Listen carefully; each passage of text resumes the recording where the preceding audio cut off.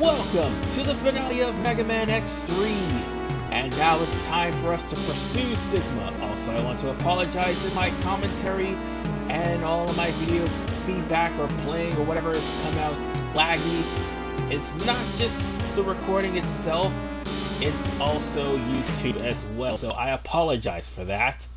But on to the business at hand.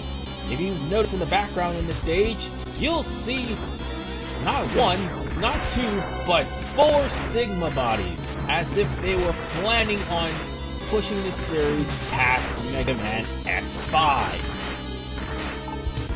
And by they, I mean Capcom. But whatever the case, folks, this part right here was where Zero was supposed to come in and destroy the computer, but even then you won't be able to use Zero anyway. So, it's time for us to jump up this wall, and it's time to finally confront Sigma, who has been spoiled to be the bad guy of this stage, and also is, well, the hardest boss in this game. Ugh. And then there's this jump too. Why? I better get my jumping skills ready because, yeah, once I actually beat Sigma, I'm gonna have to put them to good use. And yes, you're here. I know, you corrupted Doppler, because you're an asshole. This makes what, number 6? Yeah, I got 2 more times to kill you after this. Just thought I'd point that out to you. Yeah. The eternal struggle has been beginning for the last, well, 6 games that I've done this. But nonetheless, folks, what you want to do is try not to touch Sigma, but use the spinning blade, which is his weakness. But make sure the blade actually hits him and not his shield.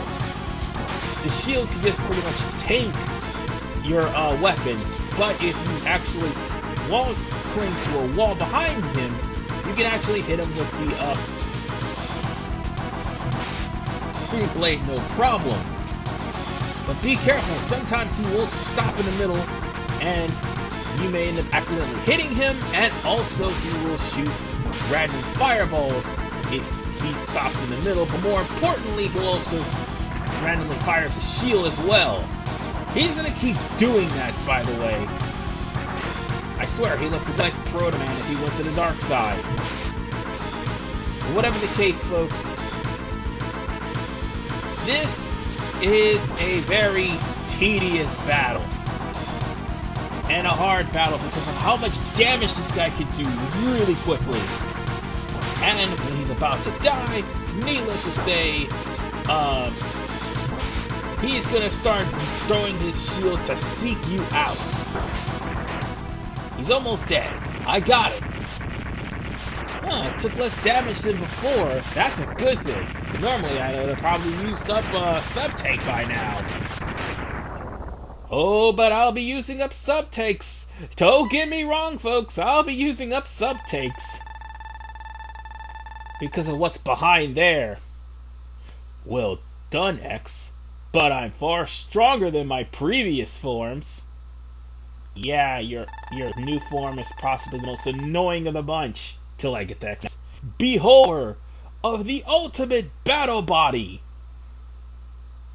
Again, wait till X7. It's gonna get really annoying then. Oh boy. Kaiser Sigma. Of all the things that the creators could actually do, the developers of this game, they give him a goddamn Gundam. Why? The worst part is, the X-Buster is his only weakness, and his head is the only spot to hit him with. Well, not technically his only weakness. In order for to actually hit him, you got to hit him with the Z-Saber in the head like I just did. I just took away half of his health, by the way, and I just demonstrated that this weapon can chew through bosses really quick. By the way, that laser he's spraying, that will do continuous damage to you if you're caught in the laser, and it will take half of your damn life if you're still stuck in it. However, it's hard not to get hit in this fight because of the projectiles that are everywhere. This is just a lazy fight right here. Just outright lazy. And this is the only time where the third level buster would actually come into play. Seriously, get from by me! And stop firing that stupid rocket! Oh god damn it, I got caught by the laser! This is frustrating. And I fired the wrong direction! Well, time to use another sub-tank. Well, the good news is about all this, at least, the sub-tanks can be filled if I happen to die. Oh, and by the way, if you die anytime during this fight, you have to do the whole thing all over again. Just thought I'd put that out to you. That means I'm gonna fight Kaiser, I'm gonna get to Kaiser Sigma, fight Kaiser Sigma, and, well, actually, fight Neo Sigma 2, then fight Kaiser Sigma. For God's sakes, let me hit you, you son of a bitch. Anyway, I got my crash, so I might as well just use it. And, by the way, in case you're wondering, the Hyper Crash, if you have the Z-Saber, it is basically a max level charge with an energy bar. That's what it is. And I've already dropped him down to a sliver of health. A sliver of health. And he will not let me shoot him! You asshole! Let me kill you!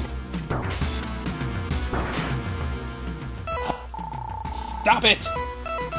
Let me kill you! You are just being annoying!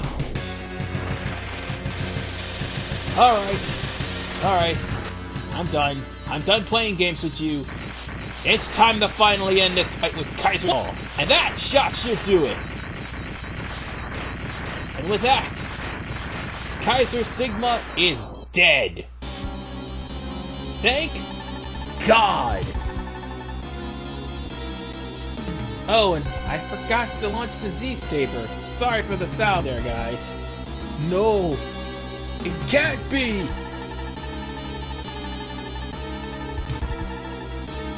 Seriously, that fight was just outright annoying. I can't even defeat you with this magnificent body, said Zamasu. That fight seriously was annoying. There seems to be only one choice now. I'll possess you, said Zamasu. And now, it's time for us to get the hell out of Dodge! You think that while I'm in this third level charge, I could actually wall climb faster, right? No, it only works for ladders. But whatever the case, you want to try not to get caught by the lava.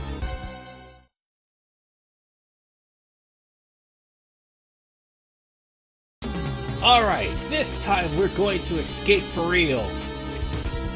And this time, you're not gonna stop me, you son of a bitch! Oh, by the way, I died 8 times. Correction, 9 times. I had about 9 lives. And this is what killed me. Oh god, again I'm trapped in the lava. Oh god, again I'm trapped in the lava. No, no, no! Get out of the lava! Oh, thank god. Well, that was a risky way of beating this game. But the game is officially beaten. Damn! It's a dead end! Yes, X. Yes, it is. And I forgot to launch the Z-Saber. Sorry if you're going to be hearing this throughout the entirety of this cutscene. Ha ha ha ha! Give up, X! Oh, and I almost forgot something. The part that Dr. Doppler plays in all of this. If you did not have the Z-Saber, Zero come in from the ceiling, strike down Sigma, and he would have gotten the virus vaccine for Dr. Doppler programmed into his sword, which is why everyone thinks that Dr. Doppler is wily. But since I got the Z-Saber, Dr. Doppler instead comes in, and he has the vaccine programmed into himself. Oh, you're Doppler! Yes, we know. How did you obtain this? He played Mega Man X2. I'm just kidding. But seriously, that's the same motion graphic that we happen to see from Mega Man X2. Just thought I'd point that out. How do you feel now, Sigma? This is all your fault, by the way. Do you like my special vaccine for the Sigma virus? So in other words, yes, he had the vaccine, but because Sigma possessed him, he never really used it. Instead, he was actually infecting people with the virus. So the guy actually did make the vaccine. It seems pointless though. Again, he is another throwaway villain. X, I'm sorry to have given you so much trouble. You made us play this crappy game. It's all your fault, you know. I know I can never really atone for what I've done. But I will try to get things right by taking Sigma... You mean make things right? By taking Sigma with me. My program is fading! And you fail at that regard, Doctor, because following that game would be Mega Man X4. So, yeah, Sigma does come back. And, you dying, Doppler, is not gonna help that. As a matter of fact, he actually takes your body, now that I think about it. So with that said, that is the end of Mega Man X3. Oh, and if you happen to beat the game when Zero and X escape the lab together, and the lab is, instead of partially destroyed, it's completely destroyed. That's the only difference. So it really doesn't matter whether you use the Z-Saber or not. And if anybody tells you otherwise not to use the Z-Saber, tell them to fuck off. But on a serious note, you have to actually beat this game on the X Collection with the Z-Saber and without the Z-Saber in order for you to get the gallery art for it. So yeah. And of course, the pondering of why must Reploids fight against each other and why must humans fight against Reploids will be said with or without Zero in the background. But the only thing that ties this game to X2 and X4 is the end of his pondering. And that is the fact that it's revealed that X is going to have to kill Zero. Oh, excuse me. That's right, folks. This game only drops a subtle hint that Zero must die in order for peace to be obtained. Yet, Zero was practically used as a MacGuffin to get his sword. And on top of that, we barely even seen Zero in this playthrough because I only contacted him once and only used him in part 1. So with that said, this story is trash. And the gameplay, well, I'll get to it in my final thoughts. But that subtle hint is the only thing that connects this game with X1 and 2 and X4. That's it. It pretty much is as pointless as Mega Man X6.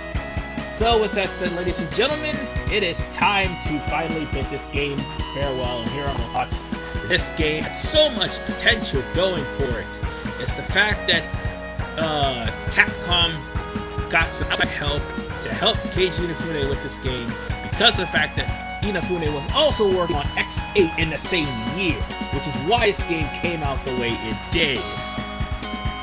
So, on that regard, it's trying to be an achiever of something and trying to be the awesome sequel to Mega Man X1 and 2, but at the same time, all the good ideas that will be implemented a little bit later, but not as good as this game, all of them fell flat because of there was no cohesion in this game. That's that's the problem. Even Mighty Number 9 has cohesion, more than this game. But then again, this game has more cohesion than X7. And when I crossed that road at Christmas, oh my god. Oh god, I just realized that we only had X7 and X8 left. I love X8, but oh god, X7. Why? Why?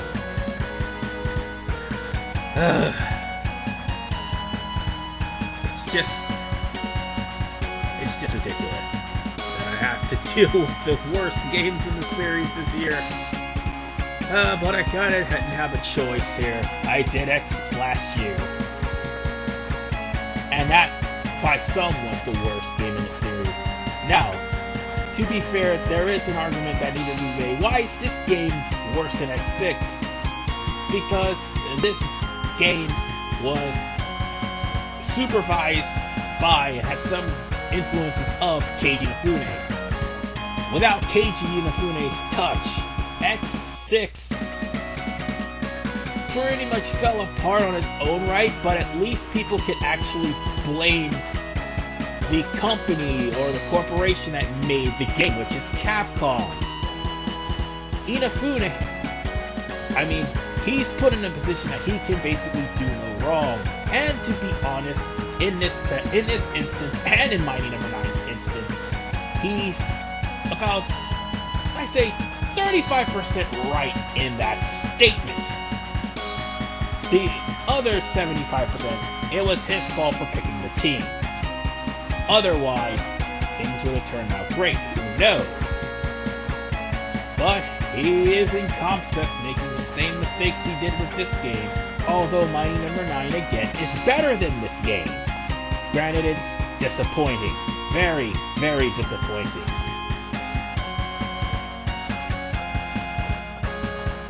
Now, I probably did angered a lot of people by saying Mighty Number 9 is better than X3. And you know what? That's my opinion. You take that with a grain of salt. And no, I'm not just making it popular to hate on X3. There's some people who actually like X3. It's just that this game, for me, is just too frustrating. And to make things even worse, the PlayStation version made the controls based off of the joystick. The controls based off of the D-pad, even though you have 2 analog sticks on your controller. So yeah, it doesn't really have the whole 8-axis feel, and it could be really, really stiff, making sections like the Escape from Sigma a pain in the ass. Oh, and by the way, it's the PlayStation version that's on the X Collection. But nonetheless, ladies and gentlemen, we are finally done with Mega Man X3. Join me next week, or should I say at the end of this week. Well, it's technically next week because it's going to be on Sunday, when Final Fantasy 15 finally begins. At least it's a